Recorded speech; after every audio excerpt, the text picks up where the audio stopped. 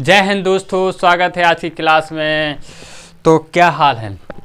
तो आज हम पढ़ने वाले हैं मौलिक अधिकार जो अपने चल रहे थे। तो उसमें अब बचे हुए जो आर्टिकल हैं 2-3 वो हम बात कर लेते हैं, क्योंकि हमने आर्टिकल 32 तक जो है तो कंप्लीट कर लिए थे।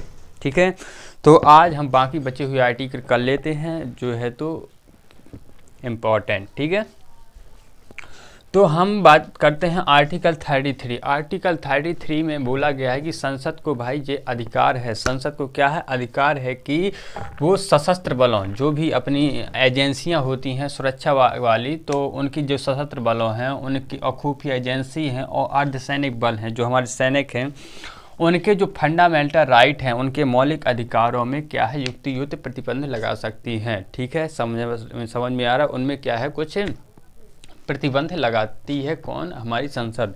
किसमें, फंडामेंटल राइट में, उनके जो मौलिक अधिकार हैं उसमें। ठीक है, और इसके लिए जो है तो जो है ये लोग कहीं न्यायालय वगैरह नहीं जा सकते हैं, जैसे सुरक्षा एजेंसियों के लोग।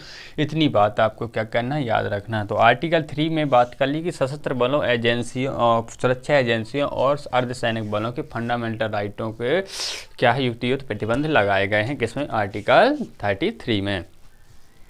फिर बात करते हैं आर्टिकल 34 में। अनुच्छेद 34 में की बात करें तो इसमें मार्शल लॉ लागू होने की स्थिति में मौलिक अधिकार सीमित या प्रतिबंधित करने की संबंधित हैं कौन, आर्टिकल जो 34 आर्टिकल 34 है। ये कब है, ये मोस्ट इंपॉर्टेंट। तो ऐसे पूछ लेते हैं मार्शल लॉ किस आर्टिकल के तहत जो है तो लगाते हैं।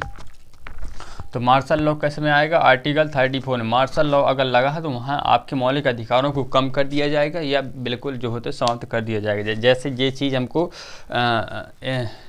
वहाँ पूर्वोत्तर भारत में देखने को अधिकतर मिलती है। ठीक है, ये चीज़ आपको समझ में आ गई होगी। और आर्टिकल जो 35 है और आर्टिकल 35 है, तो जो इम्पोर्टेंट है कि जितने भी भाग 3 का प्रावधान है, जो जितनी पार्ट ये भाग 3 है, इसमें जो है इससे संबंधित जो हम कानून है तो संसद का निर्माण करेगी। ठीक है, जैसे जितने भी कानून बनाएंगे मौलिक अधिकारों को लागू करने और उनको उल्लंघन हेतु जो दंडित करने के जो कानून होंगे वो क्या बनाएगी, संसद जो बनाएगी, कानून बनाएगी आर्टिकल किसके तहत, 35 के अंतर्गत। ठीक है, अगर मौलिक अधिकार उल्लंघन कोई कर रहा है तो उनको जो दंडित करने के कानून कैसे होंगे, उनको क्या है बनाने का अधिकार किसको होगा, संसद को होगा।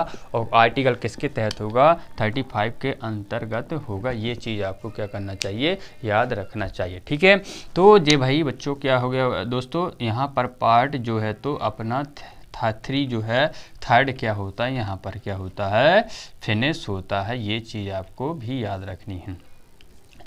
पार्ट 3 जो है यहाँ पर ख़त्म होता है। इसके बाद अपन क्या करेंगे, पार्ट 4 याद करेंगे, पार्ट 4 को क्या करेंगे, समझेंगे, जिसमें अपने DPSP हैं, नीति निदेशक तत्व हैं। ठीक है, इतनी बात क्लियर हो गई। चलो ठीक है।